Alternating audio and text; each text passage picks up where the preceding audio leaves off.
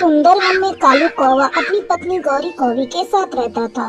दोनों पति पत्नी को पक्षियों को सताने में बहुत मजा आता था।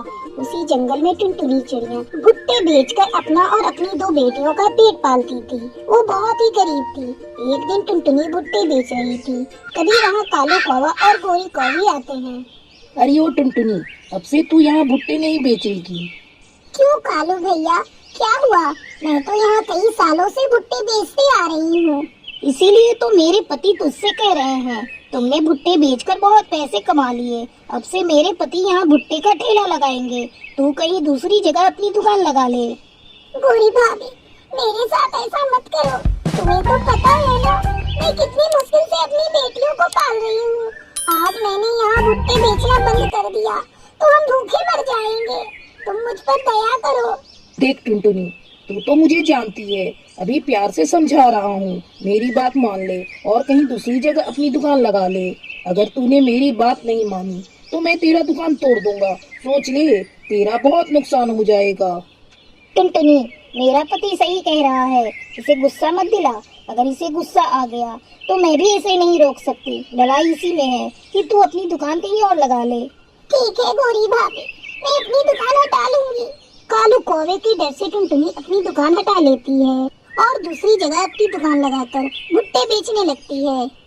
भुट्टे खाओ भुट्टे, गर्मा गर्म भुने हुए भुट्टे, ठंडी के मौसम में गर्मा गर्म भुट्टे खाओ। कालू जी, वो देखो कैसे टुनटुनी चिल्ला चिल्ला कर भुट्टे बेच रही है, लेकिन कोई ग्राहक उसकी दुकान पर जा ही नहीं रहा है। सारे ग्राहक हमसे भुट्टे खरीद कर खा रहे हैं। सुबह से शाम हो जाती है, लेकिन टुनटुनी की एक भी भुट्टे की बिक्री नहीं हुई थी। ये देखकर वो बहुत परेशान थी। हे भगवान, आज तो एक भी भुट्टे की बिक्री नहीं हुई। अगर इसी तरह चलता रहा तो मैं अपना घर खर्च कैसे चलाऊंगी? इस तरह दिन बीतने लगता है, लेकिन टुनटुनी के भुट्टे नहीं बिकते। एक दिन टुनटुनी की बेटी टूनी उससे कहती है, माँ, आज ठंड बहुत ज्यादा है, मुझे भुट्टे खाने का मन हो रहा है। ऐसा करो, आप हमारे लिए कुछ भुट्टे भून दो। नहीं बेटा, मैं तुम लोगों को भुट्टा भून कर नहीं, उबाल कर देती हूँ। टुनटुनी अपनी दोनों बेटियों को गर्मा गर्म उबले हुए भुट्टे खाने को देती है। माँ, ये भुट्टे तो बहुत ही स्वादिष्ट हैं। इनका स्वाद तो भुने हुए भुट्टे से भी ज्यादा अच्छा है। आप अपनी दुकान पर उबले हुए भुट्टे बेचना शुरू करो। देखना, ग्राहक दूर दूर से तुम्हारे पास उबले हुए भुट्टे खाने आएंगे। तो ठीक कह रही है टूनी। वैसे भी आजकल मेरे दुकान पर भुने हुए भुट्टों की बिक्री नहीं हो रही है। मैं कल से उबले हुए भुट्टे बेचकर देखती हूँ, शायद ग्राहकों को पसंद आए। अगले दिन टुनटुनी बहुत सारे भुट्टों को उबालती है और ग्राहकों को आवाज लगाती है, आओ आओ, गर्मा गर्म उबले हुए भुट्टे खाओ। उसकी आवाज सुनकर एक ग्राहक उसकी दुकान पर आती है और उबले हुए भुट्टे को खाकर उसकी तारीफ करती है। ये तो बहुत स्वादिष्ट है। रानू, चिंकी, जल्दी इधर आओ और ये स्वादिष्ट उबले हुए भुट्टे खाओ। इस तरह टुनटुनी के उबले हुए भुट्टे खाने के लिए कई ग्राहक उसकी दुकान पर आते हैं। टुनटुनी अपने ग्राहकों को उबले हुए भुट्टे खिलाती है और अपनी दोनों बेटियों के साथ खुशी खुशी रहने लगती है।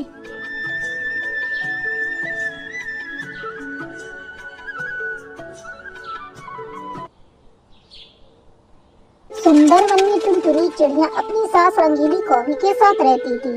रंगीली कौवी बहुत ही अमीर थी, लेकिन वो बहुत कंजूस भी थी। रंगीली कौवी दिन भर टुनटुनी से काम करवाती, लेकिन उसे भरपेट भोजन भी खाने को नहीं देती थी। एक दिन टुनटुनी अपनी सास से कहती है, माँ जी, आप मुझे खाने को बस 2 ही रोटियां देती हैं। इतने में मेरा पेट नहीं भरता। कम खाने की वजह से घर का काम करते समय मुझे चक्कर आते हैं। आप कहें तो आज से मैं अपने लिए 2 रोटियां ज्यादा बना लूं। कोई जरूरत नहीं ज्यादा रोटियां बनाने की। ज्यादा खाओगी तो मोटी हो जाओगी और मुझे मोटी बहू बिल्कुल भी पसंद नहीं। भोजन के साथ साथ पानी ज्यादा पिया करो, इससे तुम्हारा पेट भर जाएगा। माँ जी, आपके पास बहुत धन दौलत है, फिर भी आप इतनी कंजूसी क्यों करती हैं? क्या कहा बहू तूने? मैं कंजूस हूँ? मैं कंजूसी करती हूँ? अगर मैं कंजूसी नहीं की होती तो आज ये घर नहीं होता जो इतना बड़ा घर तुम देख रही हो ना, उसे मैंने आधा पेट खाकर और पैसे बचा बचा कर बनाए हैं। काफी देर से तुम मुझसे बहस कर रही हो, अभी तक तुमने भोजन बनाया या नहीं? मेरे दवा खाने का समय हो रहा है, जाओ और जल्दी से भोजन बनाकर लाओ। और हाँ, जितना कहा है उतना ही बनाना। इस तरह कई दिन गुजर गए। एक दिन टुनटुनी की सहेली टूनी उससे मिलने उसके घर आती है। अरे टुनटुनी, ये तूने अपनी कैसी हालत बना रखी है? तू भोजन नहीं करती क्या? कितनी दुबली हो गई है।